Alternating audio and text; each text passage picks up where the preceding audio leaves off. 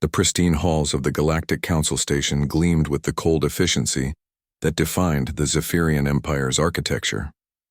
Ambassador Sarah Chen walked through the corridors with measured steps, her diplomatic entourage flanking her as they approached the most significant negotiation in human history. The treaty that would supposedly end the three-decade war between humanity and the Galactic Alliance was waiting for her signature, but Sarah knew better than to trust appearances, ma'am, whispered Commander Torres, her military attaché. The sensor readings are off the charts. There are at least 40 Zephyrian dreadnoughts in the outer system, cloaked but not invisible to our new detection algorithms. Sarah nodded almost imperceptibly. The trap was exactly as they had predicted. 3 months ago, when the Alliance had suddenly offered peace negotiations after humanity's surprising victory at the Battle of Kepler 442, the Human Intelligence Network had immediately begun analyzing the suspicious timing. The Zephyrians never offered peace from a position of weakness. They were apex predators who had conquered 17 species over the past millennium. The negotiation chamber was a marvel of xenobiological accommodation, with atmospheric controls adjusted for each species present. The towering crystalline Zephyrians dominated one side of the table, their leader, High Commander Vexithul, radiating the arrogance that had made his species the terror of 3 star systems. Beside them sat the insectoid Mantari delegates, their compound eyes reflecting the chamber's lights like fractured jewels, and the gaseous ethereals floating in their containment suits. Ambassador Chen, Vexthul's voice resonated through the universal translator with the subtlety of grinding granite. We are pleased that humanity has finally come to its senses. This treaty will bring lasting peace to our region of the galaxy. Sarah smiled, her expression perfectly diplomatic. Indeed, High Commander. Peace has always been humanity's ultimate goal. She gestured to her aide, who placed a datapad on the table. However, we've taken the liberty of proposing some modifications to the treaty terms. The Zephyrian's crystalline features shifted, the equivalent of a frown. Modifications? The terms are non-negotiable. Your species will relocate to the designated reservation worlds. Your military will be disbanded, and your technology will be integrated into Alliance systems for the greater good. Ah, Sarah said, her smile never wavering. But that's where we encounter a small problem. You see, we know about the 40 dreadnoughts positioned at the system's edge.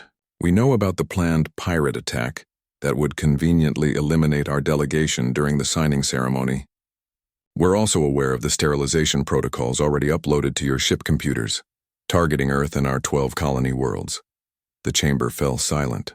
Vexthul's crystal form pulsed with what could only be described as shocked rage. Impossible. Our security measures are adequate against most species, Sarah interrupted, her diplomatic mask finally slipping to reveal something far more dangerous. But you made a fundamental error in your calculations. You assumed humans think like every other species you've conquered. She activated her datapad, and holographic displays filled the chamber. While you were planning your trap, we were planning ours. Lieutenant Commander Zhang, please proceed with Operation Mirror. In the depths of space, what appeared to be empty vacuum suddenly erupted with light and energy. Dozens of human stealth ships, invisible to conventional sensors, and positioned for months throughout the system, powered up their weapon systems. But they weren't targeting the Zephyrian fleet. They were targeting something far more precious.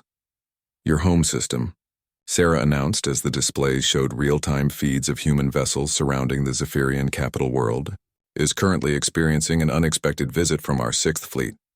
Admiral Martinez sends her regards. Vexthul's crystalline body began to crack with stress fractures. This is impossible. Our intelligence networks would have detected such a massive deployment.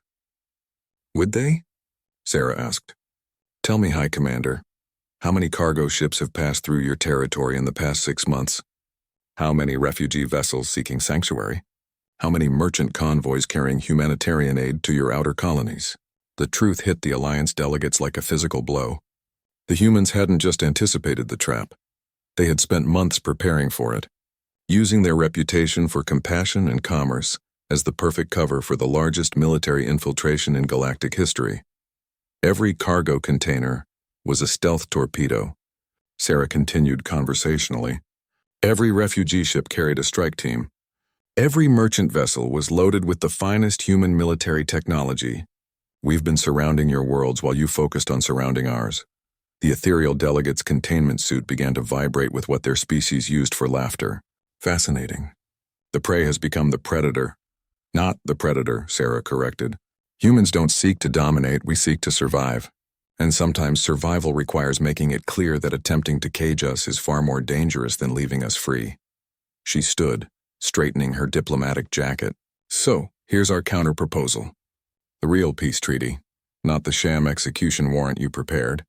Full recognition of human sovereignty, withdrawal of all Alliance military assets from human space, and establishment of genuine diplomatic relations based on mutual respect rather than predation. Vexthal's voice was barely controlled fury. And if we refuse?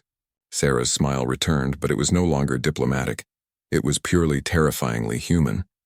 Then you'll discover why every species that has ever tried to exterminate humanity has learned to regret it. The choice is yours, High Commander, but choose quickly. Our patience, like our mercy, has its limits. The High Commander looked at the tactical displays showing human forces positioned throughout Alliance space, then at the human ambassador, who had just outmaneuvered the greatest military strategists in the galaxy.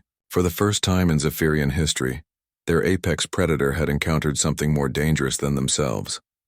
A species that planned for peace, but prepared for war. Where do we sign? He asked quietly. Sarah gestured to the real treaty, the one that guaranteed humanity's freedom. Right here. Welcome to the dawn of actual peace, High Commander. We think you'll find it much more comfortable than the alternative. As the Alliance delegates began reviewing the human terms, Sarah allowed herself a moment of satisfaction. The trap had indeed been perfectly laid, but not by the Zephyrians. Humanity had learned long ago that the best way to ensure peace was to make war too costly for anyone to consider. Today that lesson had reached the stars.